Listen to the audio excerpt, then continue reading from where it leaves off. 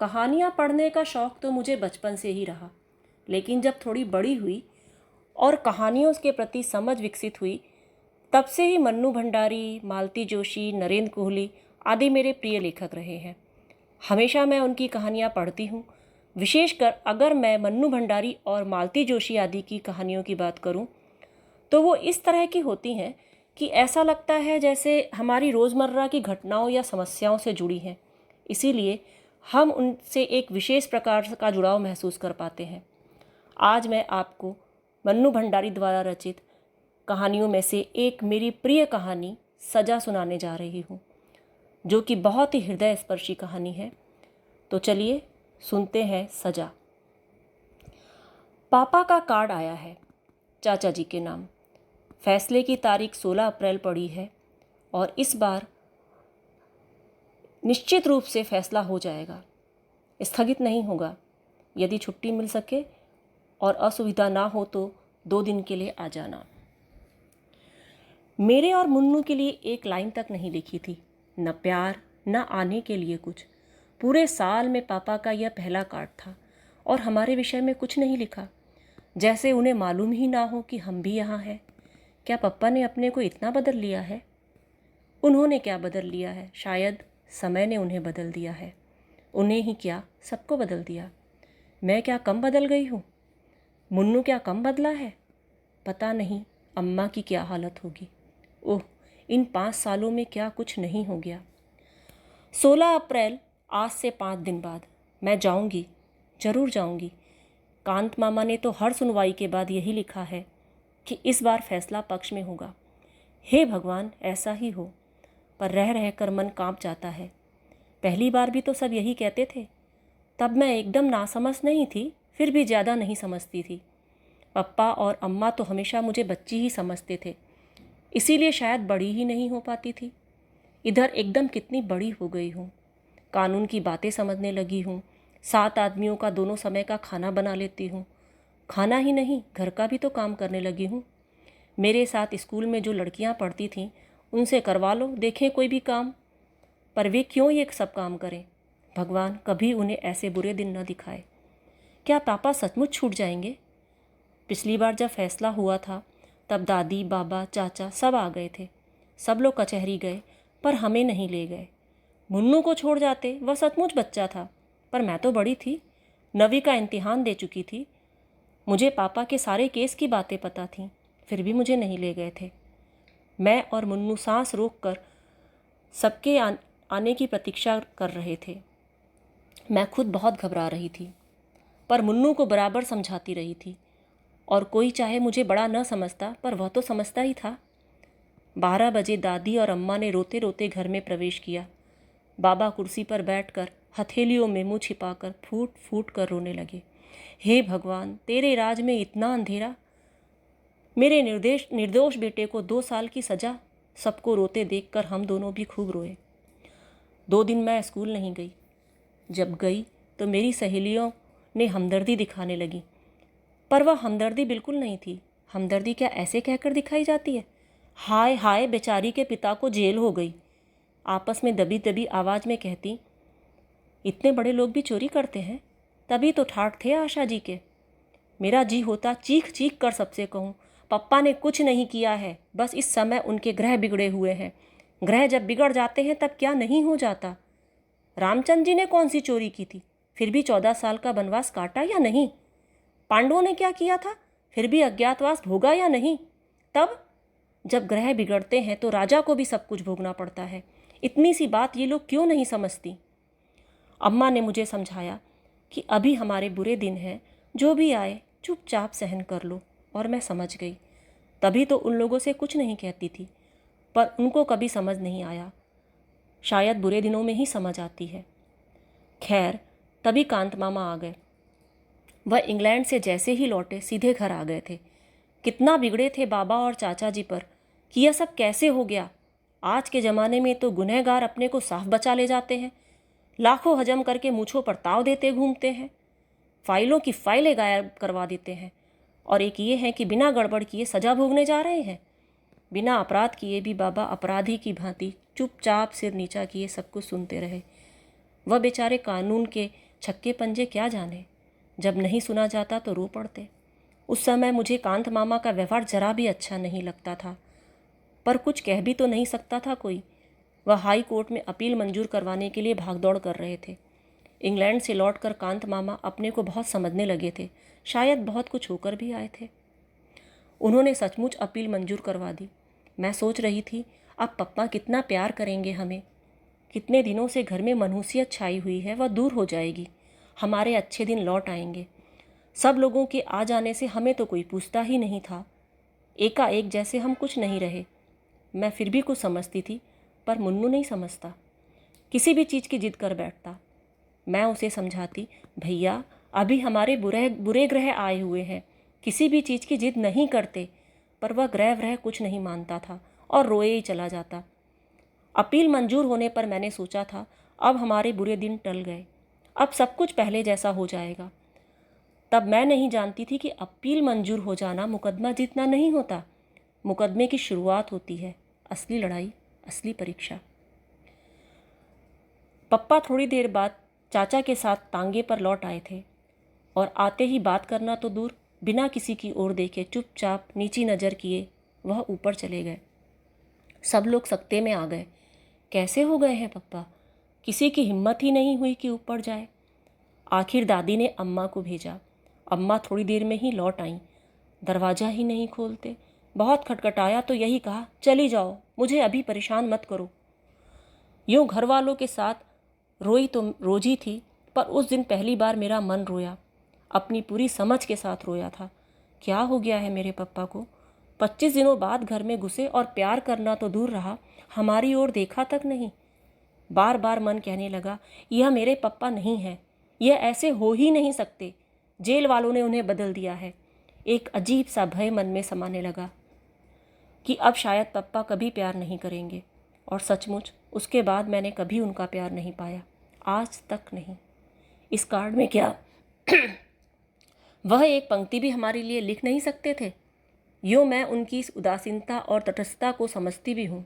शायद वह अब किसी से मुंह नहीं रखना चाहते, कहीं फिर सजा हो गई तो। शाम को सब लोग ऊपर गए। दरवाज़ा तो खोला पप्पा ने, पर बात किसी से नहीं की थी। बस तकिए में मुंह गड़ाकर पड़े रहे थे। मुझे डर लग रहा था जैसे वह रो रहे हैं, पर हमें तुरंत नीचे भेज दिया गया था। कितना कितना गुस्सा आया था उस समय। पप्पा हमारे हैं और ये सब इस तरह कर रहे हैं मानो हम कुछ हैं ही नहीं। पप्पा पर पहला हक मेरा है, और वह भी सारी दुनिया में मुझे ही सबसे ज़्यादा प्यार करते हैं। मैं मनाने लगी थी कि ये सब लोग जल्दी से जल्दी अलीगढ़ से चले जाएं तो अच्छा हो। तभी शायद पप्पा पहले की तरह प्यार करेंगे। सबके सामने शायद उन्हें शर्म आती है। शर्म की बात तो है ही, स्कूल में मुझे क्या कम शर्म आती थी। पप्पा के घर आने के बाद मामा और चाचा जी भी चले गए। दादी और बाबा तो खैर घर के ही हैं, पर पप्पा फिर भी नहीं उतरे। उस रात अम्मा को सोने के लिए ऊपर भेजा। वह सवेरे उठकर आईं तो बोली, माँ जी, मुन्नू को आप गांव लेती जाइए, वहाँ के स्कूल में डाल दीजिए। यहाँ तो अब उसकी फ़ीस जुटाना भी भारी पड़ेगा। आशा का तो इस साल फाइनल है, वरना उसे भी उमेश भैया के पास भेज देती। नीचे का घर अब खाली कर देंगे। फिर और पता नहीं क्या क्या बातें हुई दोनों में, और फिर दोनों खूब रोईं। मैं किसी को भी रोता देखती तो बिना कारण जाने ही रोने लगती। फिर उस समय तो रोने का बहुत बड़ा कारण भी था। मुन्नू चला जाएगा, कैसे रहेगा वह गांव में? वहाँ का स्कूल भी कोई स्कूल है? यहाँ इतने अच्छे स्कूल में पढ़ा। पप्पा जैसे चाहे सारा दिन चुपचाप पड़े रहें, पर इस मामले में कभी चुप नहीं रहेंगे। पर पप्पा कुछ नहीं बोले। शायद अम्मा पप्पा ने साथ बैठकर ही यह सब तय किया था। रो धोकर मुन्नू भी चला गया। हाँ, जाते समय पप्पा ने उसे सीने से लगाकर बहुत प्यार किया था। मैं पास ही खड़ी रही थी। पप्पा की आंखों से आंसू टपक रहे थे। मेरा बड़ा मन कर रहा था कि मैं आंसू पोंछ दूं, उनके दुख को दूर करने के लिए नहीं, पप्पा का प्यार पाने के लिए। मुन्नू दूर जाकर भी पप्पा के कितने पास हो गया, और मैं पास रहकर भी शायद हमेशा से दूर ही रहूँगी। पर पप्पा छोड़ने नीचे नहीं आए। कोई स्टेशन भी नहीं गया। जाता ही कौन? मम्मी अकेली निकलती नहीं, और मैं जाती तो लौटती कैसे? मुन्नू के जाते ही हमारा घर सूना ही नहीं हुआ, उसमें बहुत कुछ रद्दोबदल भी हो गया। और फिर मुन्नू ही क्यों, धीरे धीरे सारा सामान भी चला गया। नीचे का मकान खाली कर दिया गया। खाना पकाना और सोना बरसाती में। पास की छोटी सी कोठरी साफ करके मुझे पढ़ने के लिए मिली। पप्पा अब कुछ कुछ बोलने लगे थे, पर पहले वाले पप्पा वह बिल्कुल नहीं रह गए थे। बस सारे दिन चुपचाप लेटे रहते या कुछ पढ़ते रहते। कभी कभी गोदी में तकिया रखकर कुछ लिखते भी। मेरा बड़ा मन होता था कि देखूं वह क्या लिखते हैं, पर कभी हिम्मत नहीं हुई। कितनी ही बार पढ़ा है कि दुख में हिम्मत रखने वाले सच्चे वीर होते हैं। हंसते हंसते जो सारे दुखों को झेल जाए वही सच्चा वीर पुरुष है। मेरा मन होता पप्पा को यह बात समझाऊं, पर क्या पप्पा यह सब नहीं जानते? फिर इस तरह मुंह छिपाकर तो वह पड़ा रहे जिसने सचमुच चोरी की हो। पप्पा को बाहर निकलना चाहिए, घूमना फिरना चाहिए। इस तरह रहकर तो वो सबके बीच अपने को अपराधी ही साबित कर रहे हैं। पर उन्हें समझाती कैसे? अपनी कोठरी में और कोई कष्ट नहीं था, पर भयंकर गर्मी के दिन और पंखा नहीं। रात तो जैसे तैसे छत पर कट जाती, पर दोपहर में तो छत पर बने ये कमरे भट्टी की तरह जलते थे। छुट्टियों के दिन बिताए नहीं बीत रहे थे। अपनी किसी सहेली के यहाँ जाने की इच्छा नहीं होती थी। पड़ोस तक में जाना छोड़ रखा था। दुख में कोई साथी नहीं होता, बस एक गांठ बांध रखी थी कि जब तक ये बुरे ग्रह टल नहीं जाते तब तक सभी कुछ चुपचाप सहन करना है। जुलाई में बाबा की चिट्ठी आई। मुन्नू को 6वीं में भर्ती करा दिया है और वह खुश है। हम सब ने भी मान लिया कि वह खुश ही होगा। ऐसा मान लेने में ही हम सबकी खुशी थी। साथ ही बाबा ने यह भी लिखा था कि शाम को उन्होंने एक दुकान में हिसाब लिखने का काम शुरू कर दिया। 25 रुपये मिलेंगे, जिन्हें वह पप्पा के पास भेज देंगे। 50 रुपये उमेश चाचा जी भेजेंगे। मेरे सामने बाबा का बूढ़ा शरीर, झुकी कमर, धुंध भरी आंखें घूम गईं। इस बुढ़ापे में अब वह फिर से नौकरी करेंगे? अम्मा ने बताया कि इन 75 रुपयों में ही घर चलाना है। तब मुझे पहली बार पप्पा पर गुस्सा आया कि क्यों उन्होंने सस्पेंशन के दौरान मिलने वाली आधी तनख्वाह लेने से इनकार कर दिया। कितना समझाया था कांत मामा ने। चाचा जी तो एक तरह से नाराज ही हो गए थे, पर पप्पा की एक ही जिद, जब तक इस आरोप से मुक्त नहीं हो जाता ऑफिस से एक पैसा भी नहीं लूँगा। मैंने स्कूल की बस छोड़ दी। 3 मील पैदल ही जाती थी। धूप हो या बारिश, चेहरे पर शिकन नहीं लाती थी। कभी कभी सोचती, पप्पा को सस्पेंड हुए 2 साल 3 महीने हुए। इतने दिनों में आखिर कितना खर्चा हुआ होगा कि बैंक का सारा रुपया निकल गया। अम्मा के सारे गहने बिक गए, और तो और पता नहीं क्या क्या चला गया। वकील लोग शायद बहुत लुटेरे होते हैं। कभी सोचती, इससे तो पप्पा सचमुच ही ऑफिस का रुपया मार लेते तो अच्छा होता। कम से कम मुन्नू को तो अपने पास रख सकते और एक पंखा भी रख लेते।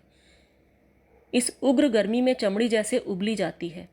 ईमानदारी करके ही कौन सा बड़ा सुख मिल रहा है। अम्मा को पता नहीं क्या हो गया कि भीतर ही भीतर सूखती जा रही थी।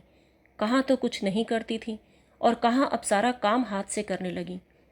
पप्पा भी उनकी मदद करते थे। उस समय मुझे बड़ा अच्छा लगता था। उन दिनों अम्मा बहुत चिड़चिड़ी हो गई थी। एक दिन उन्होंने मुझे जरा सी बात पर पीट दिया। अपनी याद में पहली बार मार खाई थी, और वह भी इस उम्र में। शरीर से ज़्यादा मन आहत हुआ। चोट से ज़्यादा इस बात का दुख था कि पप्पा बैठे देखते रहे पर कुछ नहीं कहा। न अम्मा को मना किया, न मुझे ही प्यार किया। अपनी कोठरी में बैठकर मैं घंटों रोई थी। हे भगवान, सब दुख दो, पर मेरे पप्पा को पहले जैसा कर दो। वह पहले की तरह ही काम करेंगे तो मैं सब कुछ सह लूँगी। सुनवाई की तारीख ही 6 महीने बाद की पड़ी थी। कांत मामा ने कोशिश तो बहुत की थी कि जल्दी जल्दी सुनवाई हो जाए और फैसला हो जाए, पर कानून कांत मामा की इच्छा से नहीं, अपनी रफ्तार से चलता है। वकीलों का सारा खर्च मामा ही कर रहे हैं। जरूर मामी से छिपा कर रहे होंगे, वरना वह तो एक पैसा भी खर्च करने ना दे। पहली सुनवाई बहुत अच्छी हुई थी। सर्दी में ठिठुरते हुए जब हमने यह खबर सुनी तो गर्मी की एक लहर ऊपर से नीचे तक दौड़ गई थी। घर की हालत बद से बदतर होती जा रही थी, खासकर अम्मा की। मुझे तभी लगता था कि कोई ऐसी बीमारी इन्हें लग गई है जो भीतर ही भीतर इन्हें खाई जा रही है। हाइजीन में रोग और उसके लक्षण पड़ रखे थे, और मुझे अम्मा के सारे लक्षण राज्य क्षमा के लगते थे।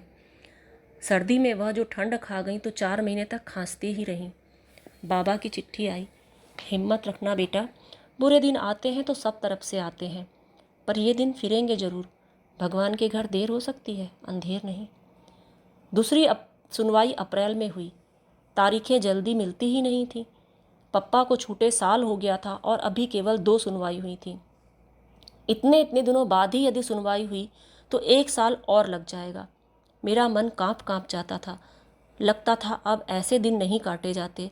मुन्नू गांव में, पप्पा बरसाती में, मैं कोठरी में और अम्मा खाट पर। कैसे मैंने मैट्रिक का इम्तिहान दिया था मैं ही जानती हूँ। फिर भी 2nd डिवीज़न में पास हो गई। कोई खुशी मनाने वाला नहीं था। सबके मन ऐसे मर चुके थे कि न किसी बात की खुशी होती थी न रंज। जुलाई में नई समस्या आई। गांव में तो केवल मिडिल स्कूल ही था। मुन्नू का अब क्या हो, मेरा अब क्या हो। यहाँ कॉलेज में जाने का तो प्रश्न ही नहीं उठता था। मैं जानती थी कि बच्चों को पढ़ाना तो दूर, 75 रुपये में साथ रखकर खिलाना भी मुश्किल था। बाबा ने मुन्नू को सीधे उमेश चाचा के पास भेज दिया और खबर कर दी। यहाँ की स्थिति वह जानते थे। पप्पा वह पत्र पढ़कर सिहर उठे। अम्मा बहुत रोई। मैं छोटे को बेपढ़ा ही रख लेती, वहाँ क्यों भेज दिया। एक बार उसे मुझसे मिला तो देते। लीला का स्वभाव कौन नहीं जानता। मेरा बच्चा सहम सहम कर मर जाएगा। 2 दिनों तक तो वह रोती रही। पप्पा अपराधी की तरह चुप बैठे रहते। अम्मा क्यों रोती हैं इस तरह। पप्पा यदि कुछ कर सकते हैं तो क्यों नहीं करते। 2 दिनों बाद वह बोली, मैं सोचती हूँ आशा को भी वहीं भेज दो, वहीं कॉलेज में भर्ती हो जाएगी। मैं समझ नहीं पाई कि अम्मा व्यंग कर रही हैं या, पर अगले वाक्य ने ही सारी बातें साफ कर दी। लीला का स्वभाव तो तुम जानते ही हो। आशा मुन्नू के पास रहेगी तो उसे तसल्ली तो रहेगी, रोने को एक गोद तो रहेगी। और अम्मा खुद फूट फूट कर रोने लगी थी। उमेश भैया को लिख देना, जो भी वह खर्च करें हम पर कर्ज ही समझें, मैं उनकी पाई पाई चुका दूंगी। भगवान कभी हमारे दिन भी बदलेगा ही, नहीं तो अपने को बेच कर उनका कर्ज अदा करूंगी। पर मेरे बच्चों पर थोड़ा रहम करें, ये दुखियारे यूं ही अनाथ हो रहे हैं, थोड़ा प्यार इन्हें भी दे, थोड़ा लीला को भी समझा दें। कांत मामा अपने किसी काम से दिल्ली आए थे। लौटते समय अलीगढ़ भी उतरे। अम्मा ने उन्हीं के साथ मुझे इलाहाबाद भेज दिया था। कांत मामा ने एक बार कहा जरूर था, कलकत्ता भेज दो, वहाँ पढ़ लेगी। पर क्या मैं पढ़ने जा रही थी। पढ़ना तो बस यूं ही था। मुझे तो मुन्नू की तसल्ली देनी थी। वह रोए तो उसे अपनी गोद में रुलाना था। और उस दिन मैं सचमुच बड़ी हो गई थी, अम्मा की तरह बड़ी। पर घर छोड़ते समय सारे बड़प्पन के बावजूद फूट पड़ी थी। अम्मा की हालत देखकर घर का अधिक काम मैंने संभाल रखा था। अब क्या होगा। इस हालत में अम्मा कैसे सब काम करेंगी। रोज रोज के बुखार ने उन्हें हड्डियों की ठठरी बना दिया था। पर अम्मा को तसल्ली देने वाले पापा हैं। रोने के लिए पापा की गोदी है। मुन्नू तो वहाँ अकेला है। अभी मेरी सबसे ज़्यादा ज़रूरत मुन्नू को ही है। रास्ते में कांत मामा ने मुझसे पूछा था, शारदा को रोज़ बुखार रहता है, किसी डॉक्टर को दिखाया या नहीं। नहीं। और मुझे रोना आ गया। रोते नहीं है बेटा, अब बहुत जल्दी ही सब ठीक हो जाएगा। पप्पा ने तो कई बार कहा था कि दिखा दो, पर अम्मा मानती ही नहीं।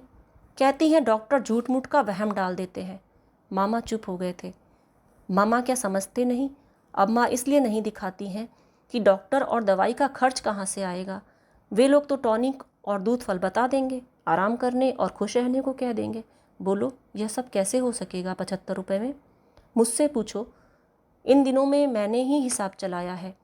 एक एक चीज़ गिना सकती थी, पर उनसे क्या कहती। वकीलों का सारा खर्च तो वह कर ही रहे हैं, और वकीलों पर कितना खर्च होता है क्या मैं नहीं जानती। मुन्नू मुझे देखते ही चिपट पड़ा था और रो दिया था। मुझे भी रोना आ गया था। चाची ने कुछ कहा जरूर था, पर अपने ही रोने में हमने सुना नहीं। मुन्नू को गले लगाकर मुझे कैसा लग रहा था मैं नहीं बता सकती। इतना जरूर लगा था कि उसे सचमुच किसी गोदी की ज़रूरत थी, किसी सहारे की। मैं चाची से बात कर रही थी। उन्हें मेरा आना अच्छा नहीं लगा था, यह साफ था। पर मैं ही कौन अपनी इच्छा से आई हूँ। मुन्नू का रंग काफ़ी सांवला पड़ गया, चेहरा सूख कर मुरझा गया था और आंखें बड़ी सहमी सहमी सी थीं। लगा बहुत डर कर दब कर रहता है शायद यहाँ। घर में तो कितना उधम करता था। इतना सा बच्चा कैसे उसने अपने को बदला होगा, दबाया होगा। देखा, उसका काम था साल भर के बिट्टू को खिलाना। सारे दिन वह उसे गोदी में टांगे टांगे फिरता। कब वह पढ़ता होगा, कब वह होमवर्क करता होगा। रात को जब वह सोने मेरे पास आया तो धीरे से बोला, दीदी कल मुझे बुढ़िया के बाल खिलाना। टिल्लू और पम्मी रोज़ खाते हैं, चाची उन्हें पैसे देती हैं और कहती हैं छिपकर खा लिया करो, पर वे सामने ही खाते हैं। एक दिन टिल्लू मुझे चिढ़ाकर खा रहा था, मैंने उसके बाल छीन लिए। उसने चाची से शिकायत कर दी। चाची जी ने मुझे बहुत मारा। चाची जी बहुत ज़ोर से मारती हैं। और वह फिर सिसकने लगा। मैंने उसे प्यार किया और कहा, मैं अपने भैया को बाल खिलाऊंगी, पर मेरा मन भीतर तक सिसक पड़ा। हम बड़े हैं, हम सब समझते हैं और सह भी सकते हैं, पर यह बेचारा सिसक पड़ा। समझ तो गया ही होगा, पर कैसे सहे। पहली रात को ही मैंने संकल्प किया, मैं कॉलेज नहीं जाऊंगी। घर का सारा काम मैं करूंगी, जिससे चाची को पूरा आराम मिले और उनका गुस्सा ठंडा रहे। चाची कुछ भी कहेंगी तो चूं तक नहीं करूंगी। वह प्रसन्न रहेंगी तो मुन्नू सुरक्षित रहेगा। मुन्नू को रात में बैठकर पढ़ाया करूंगी।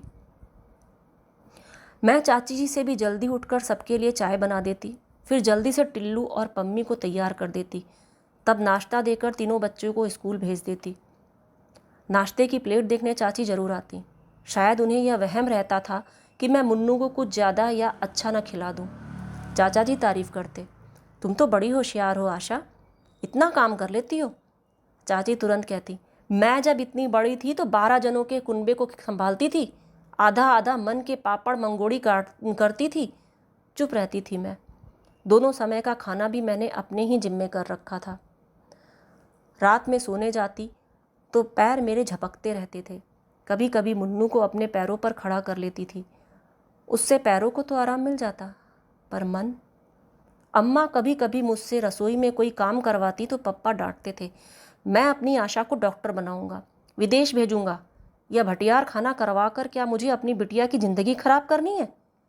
यही वाक्य हवाओं में तैर कर कमरे में घूमता रहता, गूंजता रहता। धीरे धीरे आदत पड़ गई तो पैरों का दर्द बंद हो गया और मन भी अब सुन्न होता चला गया। मैंने अम्मा को नहीं लिखा कि मैं कॉलेज में भर्ती नहीं हुई हूँ। लिखने के लिए चाची जी ने मुझे 4 पोस्ट कार्ड दिए थे और बताया था कि हर महीने 4 कार्ड मिलेंगे। उनमें मैं अपनी कुशल समाचार भेज देती थी बस। रात में सोने जाती, रात दिन काम कर करके मैं चाची के क्रोध को संभाले रहती। आराम पाकर मुझ पर वह कुछ कुछ प्रसन्न भी हो गई थी, पर उनका हाथ जब तब उठ जाया करता था। अपने बच्चों पर भी, मुन्नू पर भी।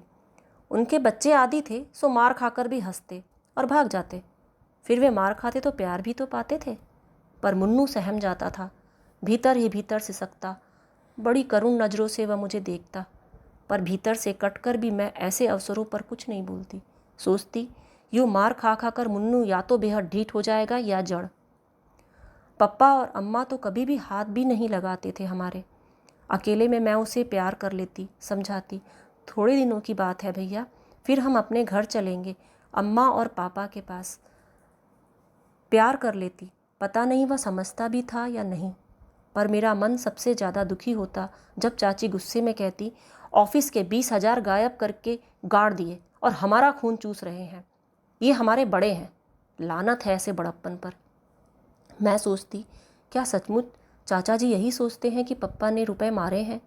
यदि आज उनके पास पैसा होता तो क्या हमें ये छोड़ देते और अपने सारे पिछले दिन आंखों के आगे घूम जाते? कितना प्यार करते थे पप्पा, कितना। मैं चाहे कुछ भी लिखूं, पर क्या वह नहीं जानते कि हमारे पर यहाँ क्या गुजर रही है। 31 तारीख को चाचा जी ने चाची जी के हाथ में तनख्वाह रखी तो चाची ने कहा, अब भाई साहब को लिख दो कि 50 रुपये नहीं भेज सकेंगे। इस महंगाई के ज़माने में 2 को पालना ही बहुत भारी पड़ रहा है, फिर हमारे भी तो बच्चे हैं, कौन यहाँ खान गड़ी है। बात ठीक थी, पर मेरा मन कांप गया। चाची जी रुपए नहीं भेजेंगी तो क्या होगा? 25 रुपये महीने में क्या होगा? इतना तो कमरे का किराया ही चला जाता है। रोती हुई अम्मा और बिसूरते हुए पप्पा मुझे सारी रात दिखाई दिए। मैं भी उनके साथ बहुत रोई। अम्मा का कोई पत्र नहीं आया बहुत दिनों तक। उठते बैठते एक ही चिंता थी मुझे, अम्मा ने पैसे की क्या व्यवस्था की होगी। कांत मामा को अभी कोई पत्र नहीं आया, पता नहीं क्या हाल है उधर का। पूरा अगस्त बीत गया। मैं अपने 4 कार्ड डाल चुकी थी, पर कोई जवाब नहीं आया। क्या हो गया है अम्मा को, लिखती क्यों नहीं? सितंबर में कांत मामा का पत्र आया। शारदा की तबीयत खराब थी, सो उसे यहाँ ले आया। यहाँ उसका इलाज चल रहा है। दिनेश जी ने कमरा बदल लिया है, उनका पता है। किस्मत के अलावा क्या कहूँ कि तारीख जल्दी नहीं मिलती। अगली तारीख इसी महीने की आखिर में पड़ी है। सुनवाई पर आऊँगा। तुम घबराना मत, भगवान सब ठीक करेंगे। गर्मियों तक कुछ ना कुछ अवश्य हो जाएगा। तो पप्पा अकेले रह गए। अम्मा की गोद भी छिन गई जिसमें वे रो सकते थे। पप्पा का यह पता, अलीगढ़ की गली गली मुझे मालूम थी। यह तो मजदूरों की बस्ती है। अंधेरी सीलन भरी गलियां, पास में बहते नाले। पप्पा का खाना कौन बनाता होगा? उन्होंने तो कभी ऐसे काम नहीं किए। कभी कभी अंगीठी भी जलाते तो अम्मा मना कर देती थी। तब यही कह देते, शारदा कौन जाने इस बार छूट ही जाऊंगा। सजा हो गई तो पता नहीं क्या क्या करना पड़ेगा। अम्मा बीच में ही डांट देती, ऐसी बात भी क्यों मुँह से निकालते हो? भगवान के घर देर हो सकती है, अंधेर नहीं। यह वाक्य अम्मा ने बाबा से ही सीखा था और मंत्र की तरह गांठ बांध ली थी।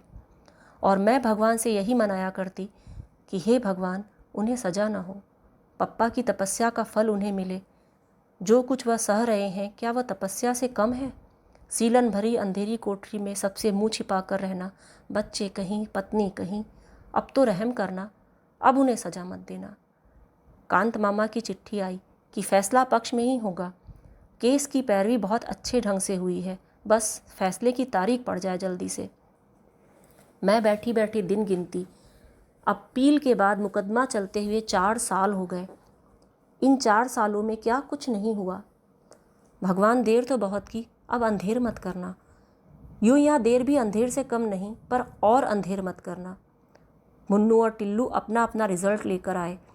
टिल्लू सब विषयों में पास था और मुन्नू एक विषय में फेल होकर प्रमोट हुआ था। चाचा जी ने टिल्लू को प्यार किया। मुन्नू पास खड़ा आंसू भरी आंखों से टुकुर टुकुर ताकता रहा। चाची ने कहा, फेल हो गया ना, पढ़ने लिखने में मन लगाओ मुन्नू साहब, तब टिल्लू की तरह पास होगे। सारे दिन बैठे बैठे टेसुए बहाने से पास नहीं हुआ जाता। आँख के आंसू गालों पर ढुलक गए। कमीज की बाहों से उन्हें पूछता हुआ वह भीतर जाने लगा तो टिल्लू चिढ़ाने लगा, फेलू राम, फेलू राम। उस दिन पहली बार मेरे लिए अपने पर बस रखना बहुत कठिन हो गया था। मन हुआ कह दूं, उसे पढ़ने के लिए समय ही कहाँ मिलता है। सारे दिन तो बिट्टू को खिलाता है, 25 चक्कर बाजार के करता है। पर चुप। जाते जाते मुन्नू ने एक बार चढ़ाते हुए टिल्लू को जरूर जलती आंखों से देखा था। लगा उठाकर एक हाथ मार देगा, पर वह न लौटा, न कुछ बोला ही। कैसे हो गया है मुन्नू इतना सहनशील? चुपचाप रहने का उपदेश मैं ही उसे दिया करती थी, पर अब वह यूँ सह जाता है तो सबसे ज़्यादा कष्ट मुझे ही होता है। कोई उपाय भी तो नहीं था। मुन्नू की छुट्टियाँ हो गई। सोचती थी कि शायद कांत मामा या अम्मा का कोई पत्र आएगा कि तुम लोग आ जाओ, पर किसी ने कुछ नहीं लिखा। पप्पा तो कभी कुछ लिखते ही नहीं। अम्मा कभी कभी 2 लाइन लिख देती हैं, मैं धीरे धीरे ठीक हो रही हूँ, तुम चिंता मत करना। लीला को आशीर्वाद, बच्चों को प्यार, चाची की मदद करना, तंग मत करना। मुझे हर बार लगता था कितनी झूठी चिट्ठी लिखती हैं अम्मा। पर धीरज की अवधि खिंचते खिंचते 1 साल तक पहुंच गई। पिछले साल मार्च में सुनवाई हुई थी और अब इस साल की अप्रैल है। अब तो मुझे लगने लगा था कि जैसे ज़िंदगी भर हमें इसी तरह रहना है, बस इसी तरह। अब मैं कभी कॉलेज पढ़ने नहीं जाऊंगी। मुन्नू हर साल एक विषय में फेल होकर जैसे तैसे प्रमोट हुआ करेगा। अम्मा शायद हमेशा बीमार रहकर मामा के यहाँ इलाज ही करवाती रहेंगी। पप्पा वैसे ही सीलन भरी बदबूदार कोठरी में अपना खाना पकाया करेंगे। और तभी आज पप्पा की यह चिट्ठी आई, उनके हाथ की लिखी पहली चिट्ठी। मैंने 1000 बार उसे देखा, पढ़ा, छुआ, जैसे उस कार्ड को छूकर पप्पा की हालत का ज्ञान हो जाएगा। पप्पा ने हमें बुलाया नहीं, कहने से चाचा जी ले जाएंगे, पर इस बार जाएंगे ज़रूर, चाहे कुछ भी हो जाए। कांत मामा को लिखूं, वे लेते जाएंगे। कल सवेरे 10 बजे फैसला है। हम दोनों कांत मामा के साथ आ गए। धर्मशाला में छोड़कर मामा पप्पा को लेने चले गए। पूरी उम्मीद थी कि इस बार अम्मा ज़रूर आएंगी, पर वह नहीं आई। मामा ने इतना ही कहा, उसकी हालत लाने जैसी नहीं थी। फैसला हो जाए तो तुम लोग वहीं चलना। पता नहीं अम्मा किस हालत में है। मन बार बार कांप उठता था। मामा कुछ छिपा रहे हैं। मैंने भी अम्मा से कितना कुछ छिपा रखा है। आज कौन किसके बारे में सही बात जानता है। दूसरे को हल्का रखने के लिए सब अपने अपने दुख से ही भारी हो रहे हैं। पप्पा आए तो मैं और मुन्नू उनसे चिपट गए। कैसे हो गए हैं पप्पा? शायद पप्पा को भी हम लोग ऐसे ही लग रहे होंगे। कितने कितने आंसू बह गए हम तीनों के। कांत मामा भी रो पड़े। शाम को दादी बाबा भी आ गए। रात में मुन्नू दादी से पूछ रहा था, दादी अब तो पप्पा के पास ही रहेंगे ना हम? तुम इतनी पूजा करती हो, अब अपने भगवान से कहो ना कि हमारे पप्पा को छोड़ दें। हाँ बेटा, अब तू पप्पा के पास ही रहेगा। रात दिन भगवान से यही तो कहती हूँ। चाची के पास तो अब मैं कभी नहीं जाऊँगा। टिल्लू अपने को समझता क्या है? मैं अपने पप्पा के पास रहूँ फिर आ जाए। हर एक चीज़ में पछाड़ सकता हूँ, पढ़ने में भी कुश्ती में भी। पहले फर्स्ट भी आया हूँ एक बार क्लास में। क्यों दीदी, आया था ना? मेरी आंखें भीग गई। कितने दिनों बाद मुन्नू को उसके असली रूप में देख रही हूँ। टिल्लू ने उसे चिढ़ाया था तो उसने कुछ नहीं कहा था, चुपचाप भीतर बैठकर रोया था। शायद जानता था कि टिल्लू को कुछ भी कहने का अर्थ है चाची की मार। पर मुझे कितना बुरा लगा था उस दिन। कहाँ चली गई मुन्नू की बाल सुलभ ईर्ष्या और प्रतिस्पर्धा की भावना? क्या इतनी सी उम्र में हम लोग सब कुछ सहने के लिए ही बने हैं? मुन्नू दादी की खाट पर ही सो गया। मुझे बिल्कुल भी नींद नहीं आई। कल फैसला है, हम सबकी किस्मत का फैसला। कांत मामा बहुत आश्वस्त हैं, पर पप्पा के चेहरे पर तो कोई भाव ही नहीं। फैसला हो गया। मैं भी कचहरी गई थी। इस बार किसी ने रोका भी नहीं। वहाँ खास भीड़ नहीं थी। पप्पा में भला घर वालों के सिवा किसे दिलचस्पी हो सकती थी? पप्पा कटघरे में खड़े थे। हम कुर्सियों पर बैठे जज साहब के आने की प्रतीक्षा कर रहे थे। जज साहब आए तो बाबा ने आंखें मूंद ली। अम्मा का सिर नीचा था, वह जरूर मन ही मन प्रार्थना कर रही होंगी। मैं मुन्नू का हाथ कसकर दबाए बैठी थी और मुझे लग रहा था कि अब और देरी होगी तो मेरी सांस भी घुट जाएगी। कानूनी भाषा में जज साहब ने क्या क्या कहा मुझे कुछ समझ में नहीं आया, पर आखिरी वाक्य समझ में आ गया, मुजरिम को रिहा किया जाता है। मैं मुन्नू का हाथ हवा में उछालकर एक तरह से चीखी पड़ी, मुन्नू पापा रिहा हो गए, रिहा हो गए। पर एकाएक ही दादी और बाबा फूट फूट कर रो पड़े। मैं भय से कांप उठी। कहीं मैंने गलत तो नहीं सुन लिया? पिछली बार भी तो ये लोग इसी प्रकार रोते रोते घर में घुसे थे। पर बाबा का यह वाक्य, मैं कहता था ना बेटे, भगवान के घर में देर है अंधेर नहीं। पर पप्पा को क्या हुआ है? वह खुश क्यों नहीं हो रहे? उनका भावहीन चेहरा, गड्ढे में धसी हुई निस्तेज निर्जीव आंखों में खुशी की चमक क्यों नहीं आ रही? वह ऐसी पथराई आंखों से बाबा जी को देख रहे हैं मानो उन्हें बाबा की बात ही समझ में नहीं आ रही हो। मैं दौड़कर पप्पा से चिपट गई। पप्पा अब बरी हो गए, सुनते हो? आपको सज़ा नहीं हुई, सज़ा नहीं हुई है आपको। पर पप्पा फिर भी वैसे ही रहे, मानो उन्हें विश्वास ही नहीं हो रहा था कि उन्हें सज़ा नहीं हुई।